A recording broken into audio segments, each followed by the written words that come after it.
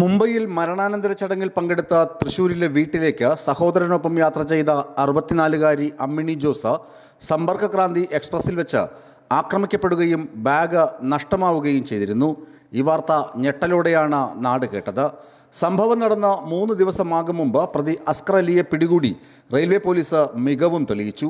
കേസിൽ അറസ്റ്റിലായ UP സ്വദേശി അസ്കർ അലി ആദ്യമായി ഒരു കേസിൽ പിടിക്കപ്പെടുന്നത് 17-ാം വയസ്സിലാണ്. ചെറുപ്രായത്തിൽ തീവണ്ടിയിൽ കച്ചവടം നടത്തി തുടങ്ങിയ അസ്കർ ഓടുന്ന തീവണ്ടിയിൽ നിന്ന് ചാടി ഇറങ്ങുന്നതിനും ചാടി കയറുന്നതിനും വിദഗ്ധനായി. ഈ വൈദഗ്ധ്യം തന്നെയാണ് അമ്മിണി ജോസിനെ തള്ളിയിട്ട ശേഷം തീവണ്ടിയിൽ നിന്നും ചാടിയിറങ്ങാനും തൊട്ടടുത്ത ട്രാക്കിലൂടെ വന്ന അന്ത്യോദയ എക്സ്പ്രസിൽ ചാടിക്കയറാനും ഇയാളെ സഹായിച്ചത്. സമ്പർക്കക്രാന്തി എക്സ്പ്രസിൽ പൻവേലിയിൽ നിന്ന് കയറിയ അസ്കർ അലി രത്നഗിരി മുതൽ അമ്മിണി ജോസിനെ ശ്രദ്ധിച്ചിരുന്നു. അവരുടെ ഗുണമേന്മേറിയ ബാഗ് കണ്ട് അതിൽ സ്വർണ്ണാഭരണങ്ങളുണ്ടെന്ന് ധരിക്കുകയും ചെയ്തു. ഒപ്പമുണ്ടായിരുന്ന സഹോദരൻ ശുചിമുറിയിൽ പോയെന്ന് കണ്ടപ്പോഴാണ് ബാഗ് തട്ടിയെടുത്തത്. അസ്കർ അലിയുടെ വീട്ടിൽ പിതാവും അമ്മയും ഭാര്യയും 4 സഹോദരന്മാരും ഉണ്ടെങ്കിലും വല്ലപ്പോഴുമേ ഇയാൾ വീട്ടിൽ പോകാറുള്ളൂ. കഴിഞ്ഞ വർഷം ജൂലൈയിലാണ് അവസാനമായി ഇയാൾ പിടിയിലാകുന്നത്. അതുൾപ്പെടെ 30ഓളം കേസുകളിൽ പ്രതിയാണ് അസ്കർ അലി. ഇതിൽ 27 കവർച്ചാ കേസുകളാണ്.